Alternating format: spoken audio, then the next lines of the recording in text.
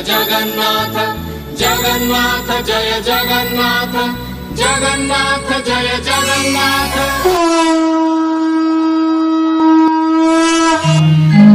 जय जगन्नाथ जय जय जगन्नाथ। कर्पूर गौरम करुणावतारम संसार सारम भुजगेन्द्रहारम सदा वसंतम हृदयारविंदे भवं भवामि सहितं नमामि। जय जगन्नाथ स्वामी नयन पथगामी भवतु मे भवतु मे भवतु मे। जय जगन्नाथ। मोर समस्त जगन्नाथ प्रेमी श्रोता मानक मुझे भूमिष्ठ प्रणाम करुछि। भिडियोटी शेष पर्यंत देखा मोर अनुरोध। आज आपण मानक आगरे प्रभु जगन्नाथ माँ चर्चिका विषय वर्णना करी। आपण मन को छुईब मोर आशा एवं विश्वास। आज्ञा जीवन में जेते जुआड़े बुलती बुलतु, धर्म करतु कर्म करतु, किंतु दी थर मो जगन्नाथ को दर्शन करेंगे। थरे जेतेबे जगन्नाथ श्रीगुंडीचा रथयात्रा जाती माँ पाखु, से गुंडीचा मंदिर भितर थरटी दर्शन करेंगे। आउ थे मो प्रभुंर बड़ सिंहार बेश जो मो प्रभु जगन्नाथ शोइबे से देखिए जगन्नाथ। आगे विश्व ब्रह्मांड मानव दानव जी भी शोला बेले समस्ते वस्त्र बदल की शुंती, पुराणा वस्त्र पिंधती, कहीं नुआ वस्त्र पिंधिकी शुंती। मो प्रभु कला साते खंडुआ पाट पिंधि शोइबे, फुलरे सजई शोइबे। मो कालिया शांत दिनकर कथा आज्ञा। पीठ देवी माने जिते अछंती प्रत्येक दिन मो प्रभु जगन्नाथ को दर्शन करने को जाती। प्रभुंर बड़ सिंहार बेश देखा जाती। प्रत्येक दिन जाती। माँ चर्चिका जाती। दिने माँ चर्चिका गला बेलू जगमोहन द्वार बंद हो 22 पाहाचर जो चर्चिका सुंदर नारी रूप हो जाती। तिलच्छ महापात्र आसुंच मंदिर भितर सहित ए माँ धक्का हो गले। माँ चर्चिका धक्का हो गले। जो धक्का हो गले सहित बाड़ी गले। तिलच्छ महापात्र तले पड़गले, कचाड़ी 22 पाहाचर पड़गले। देह टी रक्त झरी पड़ा, खंडिया होगला। प्रभु जगन्नाथ रागिगले, कहले मो 22 पाहाचर मो सेवक को पुणी ये गर्वी किए से। प्रभु क्रोधित हो गले। जगन्नाथ मना करले बेढ़ा काली की, कहले तमे चर्चिका आसिले बारण कर सी आसबे मत दर्शन कर। एते गर्व मु सबू सही गर्व सही। जिते माँ चर्चिका तरतर हो प्रभु पाक दर्शन कर जाती, बेढ़ा काली हाथ देखिले बंद कर, कहले रुह ना कहीं रही। जीभ खरपर धारिणी खंडा खरपर धारिणी रूप देखिए जीभ हल हल कले बेढ़ा काली पाखे। बेढ़ा काली कहले तू मत जीभ देखी हो, मो जीभ कौन ना तू मत जीभ देखी हो। अरे मुहली काली तू कौन मोटू बेसी बड़ुआ, तू मत देखु जीभ ना कौन कहू तू कह ना मत छाड़ूनु मु जीवी प्रभु दर्शन करी ना नाई। प्रभु ते बारण कर तू जगन्नाथ को दर्शन कर ना मोर भूल कौन ना नाई। तू जगन्नाथ को दर्शन कर तोर भूल कौन ना मु तो किसी मुझे जानवर मुझे तो भूल करी ना। तू भूल कर जगन्नाथ को पचारिक आस, प्रभु को पचारिक आस जदि कहे तो मुझे भर को छाड़ी। माँ टू ठिया माँ चर्चिका 22 पाहाचर ठिया बेढ़ा काली मंदिर भर को गले। अन्य माने जितक सब दर्शन कर फेरुंट जगन्नाथ को जाए पचारे, जगन्नाथ मना कले। ये माँ ठिया टाइम सरी सरी जाऊँगी, सकाळ पाइब। बेढ़ा काली आसिले आसिले जिते कहले प्रभु कौन कहले ना नाई ते बारण कले तू जीवु ना जगन्नाथ को दर्शन कर ना कहीं ना तू उग्र रूप ତାଙ୍କର ସେବକ ତ୍ରିଲୋଚନ ମହାପାତ୍ର କଚାଡ଼ି ହେଇକି ପଡ଼ିକି ତାଙ୍କର ରକ୍ତସ୍ରାବ ହେଇଛି ତାଙ୍କ 22 ପାହାଚରେ ଜଗନ୍ନାଥଙ୍କ ସେବକ ତୁ ଯାଇପାରିବୁନି। ନା ଆଉ କ'ଣ କରିବି? ନା ପ୍ରଭୁ କହିଛନ୍ତି ଏଇ ତ୍ରିଲୋଚନ ମହାପାତ୍ରଙ୍କ ଘରେ ସେବିକା ରୂପରେ ତୁ ରହିବୁ। ସେ ଦେବୀ କି ମାନବୀ ଯେମିତି ନ ଜାଣିପାରିବୁ, ମାନବୀ ରୂପରେ ରହିବୁ, ଦେବୀ ରୂପରେ ରହିବୁ। ସିଏ ତୁ ଦେବୀ ବୋଲି ଯେମିତି ସିଏ ନ ଜାଣନ୍ତି। ମା ଠିଆ ହେଲେ, ସ୍ତବ୍ଧ ହେଇଗଲେ, କହିଲେ ପ୍ରଭୁ ଜଗନ୍ନାଥ ମୋତେ ପରୀକ୍ଷା କରିବାକୁ ଆସିଛନ୍ତି, ତାହେଲେ ନିଖୁଣ ଭାବେ ମୋତେ ଅଭିନୟ କରିବାକୁ ପଡ଼ିବ, ତାଙ୍କ ପାଖରେ ନିଖୁଣ ଭାବେ କରିବାକୁ ପଡ଼ିବ। ମା କଳା ଶାଢ଼ୀ ଗଣ୍ଠିଲି ଟିକେ ବାନ୍ଧି ବେକରେ ପକେଇ ଗଲେ। ତ୍ରିଲୋଚନ ମହାପାତ୍ରଙ୍କ ଦୁଆରେ ଯାଇ ପହଞ୍ଚିଲେ। ସକାଳ ହେଇଯାଇଛି। ତ୍ରିଲୋଚନ ମହାପାତ୍ର ଘର ଓଳଉଛନ୍ତି, ଦେଖିଦେଲେ। କହିଲେ ପୁଅରେ, ନା କ'ଣ ହେଲା ମା? ନା ତୋ ଘରେ ଟିକେ ମୋତେ ରହିବାକୁ ଜାଗା ଦେବୁ? ନା ରହିବେ? ନା ହଁ। ନା କୁଆଡ଼େ ଆସିଥିଲେ? ନା ଜଗନ୍ନାଥଙ୍କୁ ଦର୍ଶନ କରିବାକୁ ଆସିଥିଲି, ତାଙ୍କର ତ ଡୋରି ନ ଲାଗିଲେ ଦର୍ଶନ କରିପାରିବିନି। ଆଉ ପ୍ରଭୁ କହିଛନ୍ତି, କହିଲେ ଏଇଠି କେଉଁଠି ତୁ ରହ, ମୁଁ ତୋତେ ଦର୍ଶନ ଦେବି। ରାତିରେ ମୋର ପୁଅ କେହି ନାହାନ୍ତି, ମୁଁ ଏକୁଟିଆ। ତୋ ଘରେ ରହିଲେ ମୋର କ'ଣ ଅସୁବିଧା ହେବ? ତୋର କ'ଣ ଅସୁବିଧା ହେବ କି? ତ୍ରିଲୋଚନ ମହାପାତ୍ର ଭାବିଲେ, କହିଲେ ମୋ ଜଗନ୍ନାଥ କେଡ଼େ ଦୟାଳୁ, ମୋ ଜଗନ୍ନାଥ କେଡ଼େ କୃପାଳୁ, ମୋ ଜଗନ୍ନାଥ କେଡ଼େ ଭାବର ଠାକୁର। ମୋ ମା ଦୀର୍ଘ ଦିନ ହେଲା ଚାଲିଯାଇଛି ବୋଲି ମୋତେ ମୋ ପାଖକୁ ମୋ ମାଆକୁ ପୁଣି ଫେରେଇ ଦେଇଛନ୍ତି। ଏ ମା, ମୋର ମା ନାହିଁ, ମୋର କେହି ସଂସାରରେ ନାହିଁ।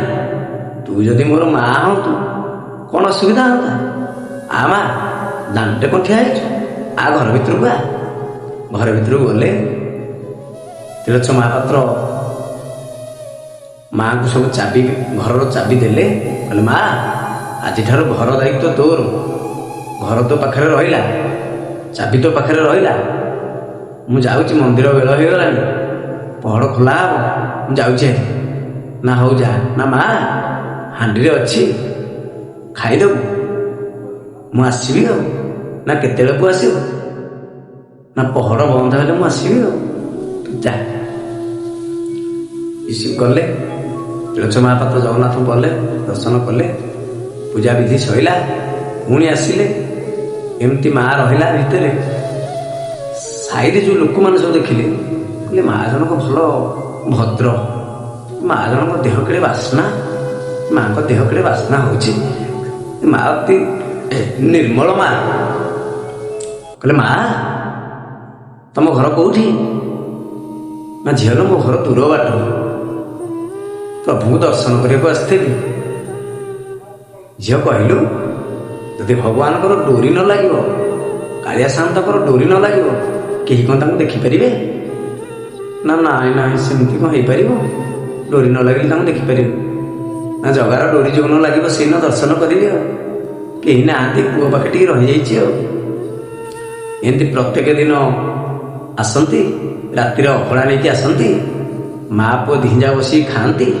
ତ୍ରିଲୋଚନ ମହାପାତ୍ର ମା ଚର୍ଚ୍ଚିକା ବସିକି ସାଙ୍ଗ ହେଇ ଖାଆନ୍ତି। ରଥଯାତ୍ରା ସରିଲା, ଆଷାଢ଼ ମାସ, ବର୍ଷା ଋତୁ ଆସିଲା, ଲହରୀ ବର୍ଷା, ଝଡ଼ ତୋଫାନ ଜୋରେ। ରାତ୍ର ହେଲା, ସବୁଆଡ଼େ ଅନ୍ଧକାର କିଟିମିଟି। ଜଗନ୍ନାଥଙ୍କ ପାଖରେ ସେବା କରିକି ଯେତେବେଳେ ତ୍ରିଲୋଚନ ମହାପାତ୍ର ରାତି ଅଧରେ ଆସନ୍ତି, ଅନ୍ଧାର କିଟିମିଟି ଆସିଲେ, ଚାଲି ଚାଲି ଆସିଲେ, ଝଡ଼ି ବର୍ଷା ହେଉଛି। ଆସିକି ଘର ପାଖରେ ପହଞ୍ଚିଲେ। କହିଲେ ମା, ମା କୁଆଡ଼େ ଗଲୁ? ନା ପୁଅ, ତୁ ଏତେ ଡେରି ଯାଇ କ'ଣ କରୁଥିଲୁ? ନା ମା, ଅନ୍ଧାରରେ କିଛି ଦେଖାଯାଉନି। ଏ ମା, ମୋର ମନେ ନାହିଁ, ଶିଖା ଉପରେ ଦୀପଟି ଜଳୁଥିଲା, ମୋର ମନେ ନାହିଁ ଆଣିବା ପାଇଁ। ଦୀପଟା ଆଣିଥିଲେ ହାରି ଘର ଲାଇଟ୍ ହେଇଥାନ୍ତା। କହିଲା ହଉ ତୁ ପଳେଇଆ, ଘର ଭିତରୁ ପଳେଇଆ। ଘର ଭିତରୁ ପଳେଇ ଆଇଲେ। କହିଲେ ମା, ନେଲୁ ଏ ଅଭଡ଼ାଟାକୁ ଥୋଇଦେଲୁ, ଘର ଭିତରେ ଥୋଇଦେଲୁ ମା ଅଭଡ଼ାଟାକୁ। ନା ହଉ ଆସିଲା, ତୋ ଦେହ ମୁଣ୍ଡ କେତେ ଓଦା ହେଇଯାଇଛି, ମୁଁ ଆଉ ପୋଛି ଦେବି କୋଉଟାକୁ। ମା ପୋଛି ଦେଲେ, ତ୍ରିଲୋଚନ ମହାପାତ୍ରଙ୍କୁ ପୋଛି ଦେଲେ। କହିଲେ ମା, ଆଉ ଅଭଡ଼ା ମହାପ୍ରସାଦ ତ ଅନ୍ଧାରରେ ପ୍ରସାଦ ପାଆନ୍ତିନି, ଲାଇଟ୍ ତ ନାହିଁ, କ'ଣ କରିବା? ନା ତୁ ବ୍ୟସ୍ତ ନା? ନା ଜଳୁଥିଲା, ଶିଖା ଉପରେ ଜଳୁଥିଲା ଦୀପ। ନା ହଁ, ନା ମୁଁ ନେଇ ଆସୁଛି। ନା କେମିତି ତମେ ଝରି ବର୍ଷାରେ ଯିବ? ନା ମୁଁ ଆଣୁଚାରେ ତୁ ବସିଥା। ମା ଚର୍ଚ୍ଚିକା ଗୋଟେ ଗୋଡ଼ ତ୍ରିଲୋଚନ ମହାପାତ୍ର ଘରେ, ଆଉ ଗୋଟେ ଗୋଡ଼ ଜଗନ୍ନାଥଙ୍କ ମନ୍ଦିର ବେଢ଼ାକୁ ନବି ମା ଶିଖା ଉପରୁ ଦୀପ ଟିକେ ନେଇ ଆସିଲେ। ଆସିକି ଯେତେବେଳେ ଲଗେଇଦେଲେ, ତ୍ରିଲୋଚନ ମହାପାତ୍ର ଦେଖି ଆଶ୍ଚର୍ଯ୍ୟ ହେଇଗଲେ। କହିଲେ ମା ତୁ ଦୀପ କୋଉଠୁ ଆଣିଲୁ? ନା ଦେଖୁନୁ ଏ ଦୀପ ଆମେ ଏଥର ଆଉ ଅନ୍ଧାର ହବନି, ଆମେ ଖାଇଦେବା, ଖାଇଦେବା। କହିଲା ନାଇଁ ମା ତୁ ଦୀପ କୋଉଠୁ ଆଣିଲୁ କହ? ନା ଦୀପ ଆଣିଛି, ଏଠି ଦୀପ ସରିଗଲାଣି, ଦୀପ ଅଳ୍ପ ଟିକେ ତେଲ ଥିଲା ସରିଗଲାଣି, ମୁଁ ଆଉ ଗୋଟେ ଦୀପ ଆଣୁଛି, ବ୍ୟସ୍ତ ହନା, ଆଉ ଗୋଟେ ଦୀପ ଆଣୁଛି, ବସି ଖାଇବା, ନହେଲେ ଅନ୍ଧାର ହେଇଯିବ, ମହାପ୍ରସାଦ ପାଇହବନି। ମା ଯେତେବେଳେ ପୁନର୍ବାର ପୁଣି ଖର୍ପର ଧାରଣୀ ରୂପ ଧରି, ଆଉ ସିଏ ଜାଣିନାହାନ୍ତି ଭାବ ବିହଳରେ ସେବିକା ଭାବରେ, ଆଉ ମାଙ୍କର ମନେ ନାହିଁ। ମା ଯେତେବେଳେ ଆଉ ଥରେ ଗୋଡ଼ ନମ୍ବେଇକି ଦି ହାତ ଖର୍ପର ଧାରଣୀ କଳା ପାଟ ଲୁଗାରେ ମା ଯେତେବେଳେ ଦୀପଟି ଆଣିଦେଲେ, ତ୍ରିଲୋଚନ ମହାପାତ୍ର ଆଶ୍ଚର୍ଯ୍ୟ ହେଇଗଲେ। କହିଲେ ମା ମୁଁ ତ ରୂପ ଦେଖିଛି ମା, ତୁ ମାନବୀ ନୁହଁ ମା, ତୁ ଦେବୀ। କହ ମା ତୁ କିଏ? ମା ତୁ ପରିଚୟ ଦେ। ନା ନାଇଁ ମୁଁ କୋଉଠି ଆଉ ଦେବୀ, ମୁଁ ମାନବୀ, ମୁଁ ଦେବୀ ନୁହଁ। ମା ମାନବୀ ରୂପ ହେଇଗଲେ। କହିଲେ ନାଇଁ ମା ମୋତେ ପରିଚୟ ଦେ ମା, ମୁଁ ଦେଖିଛି ମା, ତୋ ପେଟ ନମ୍ବିଛି, ତୋ ଗୋଡ଼ ନମ୍ବିଛି, ତୋ ହାତ ନମ୍ବିଛି, ଖଣ୍ଟା ଖର୍ପର ଧାରିଣୀ ମା ତୁ ବେଶ ଧରିଛୁ, ତୁ ମା କିଏ କହ? ନା ମୁଁ ହଉଛି ମା ଚର୍ଚ୍ଚିକା, ଜଗନ୍ନାଥଙ୍କ ପାଖରେ ମନ୍ଦିରକୁ ଆସିଥିଲି, ମୋ ଦେହରେ ଧକ୍କା ହେଇ ତୁ ପଡ଼ିଯାଇଥିଲୁ, ପ୍ରଭୁ ରାଗିଲେ ମୋତେ, ମୁଁ କୁଆଡ଼େ ଗର୍ବ କରିକି ତୋତେ ମାରିଦେଲି ବୋଲି, ପକେଇଦେଲି ତୋତେ 22 ପାହାଚରେ। ପ୍ରଭୁ ମୋତେ ସେବକ ଭାବରେ ତୋ ଘରେ କାମ କଲା। ମା ତୁ ମୋ ଘରେ କେତେ କାମ କରିଛୁ ମା, ମୋତେ କ୍ଷମା କରି ଦେଖିଲା। ନାଇଁ ପୁଅ, ତୁ ମୋର ପୁଅ, ତୁ ମୋ ଜଗନ୍ନାଥଙ୍କ ସେବକ, ତୁ ମୋତେ କିଛି କ୍ଷମା ମାଗେ ନା। ନା ମା ମୁଁ ଆଜି ଜଗନ୍ନାଥଙ୍କୁ କହିବି, ବି ମା ଚର୍ଚ୍ଚିକା ମୋ ଘରେ ପ୍ରଭୁ ପଠେଇଥିଲେ, ମା ସେବକ ରୂପରେ ମୋ ଘରେ ସେବା କରୁଥିଲା।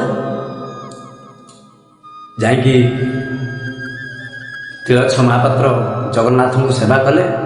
କହିଲେ ପ୍ରଭୁ ମୋ ଘରକୁ ମା ଚର୍ଚ୍ଚିକାକୁ ପଠେଇଥିଲେ, ମା ଚର୍ଚ୍ଚିକା ମୋ ଘରକୁ ଯାଇଥିଲେ, ସେ ସେବକ ରୂପରେ ପୂଜା କଲେ, ସେ ଅଷ୍ଟକିଳା, ଆପଣ ମୋତେ କାହିଁ କରୁଥିଲେ, ଏତେ କାହିଁ ପାପରେ ଘାଣ୍ଟି ହେଉଥିଲେ ପ୍ରଭୁ, ମୋତେ କାହିଁ ପାପ ଏତେ କରୁଥିଲେ?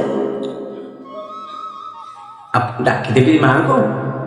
ମା ଗଲାବେଳକୁ ଉଭା ନେଇଯାଇଛନ୍ତି, ଆଉ ତାଙ୍କ ଘରେ ନାହାନ୍ତି। 22 ପାହାଚ ଯେତେବେଳେ ଆସିଲେ, ବେଢ଼ାକାଳୀ ପୁଣି ଜଗିଲେ। କହିଲେ ରହ ଜଗନ୍ନାଥଙ୍କୁ ମୁଁ ପଚାରେ। ଜଗନ୍ନାଥ କହିଲେ ଡାକ ଚର୍ଚ୍ଚିକାଙ୍କୁ, ଡାକ, ସେ ତାଙ୍କ ସେବା ନିଖୁଣ ଭାବେ କରିଛନ୍ତି, ଡାକ, କ୍ଷମା ବି ସେ ମାନିଛନ୍ତି, ଡାକ, ତାଙ୍କ ପାଖକୁ ଡାକ। ମା ଡରି ଗଲେ। ମା ଚର୍ଚ୍ଚିକା ହାତ ଯୋଡ଼ିକି ଠିଆ ହେଲେ ପ୍ରଭୁଙ୍କ ପାଖରେ। ଜଗନ୍ନାଥ କହିଲେ ଚର୍ଚ୍ଚିକା ତମେ ଆଜିଠାରୁ ଦେବୀ, ମୁଁ ଯେଉଁ ସୁନା କୂଅ ପାଣିରେ ଗାଧେଇବି, ତମେ ତାକୁ ଜଗିକି ରହିବ। ଆଜିଠାରୁ ତମ ନାଁ ରହିବ ଶୀତଳା ଠାକୁରାଣୀ। ଶ୍ରୀକ୍ଷେତ୍ରରେ ତମେ ଜଗିକି ରହିବ ମା, ମୋ ସୁନା କୂଅକୁ ତମେ ଜଗିକି ରହିବ। ମା ନତମସ୍ତକ ହୋଇ ମୁଣ୍ଡ ନୁଆଇଁ ଦେଲେ। କହିଲେ ଶୁଣ ଚର୍ଚ୍ଚିକା, ମୋର ଯେଉଁ ରଥ ହେଉଛି, ତୁମର ଆଜ୍ଞା ନହେଲେ ସେ ରଥ ହେଇପାରିବନି। ତମେ ରଥ ଖଳାରେ ଚର୍ଚ୍ଚିକା ରୂପରେ ସବୁଦିନ ପାଇଁ ପୂଜା ପାଇବ। ମହାରଣା ସେବକମାନେ ତୁମର ଆଜ୍ଞାମାଳ ଦେଲେ ଯାଇକି ମୋ ରଥ କାମ ନିର୍ମାଣ ହେବ। ଆଜି ବି ଆପଣମାନେ ଦେଖିବେ ଗଲେ ରଥ ଖଳାରେ ମା ଚର୍ଚ୍ଚିକା ପୂଜା ପାଉଛନ୍ତି। ଇଏ ପ୍ରଭୁ ଜଗନ୍ନାଥ ମା ଚର୍ଚ୍ଚିକାଙ୍କ କଥା। ଜୟ ଜଗନ୍ନାଥ, ଜୟ ଜଗନ୍ନାଥ, ଜୟ ଜଗନ୍ନାଥ।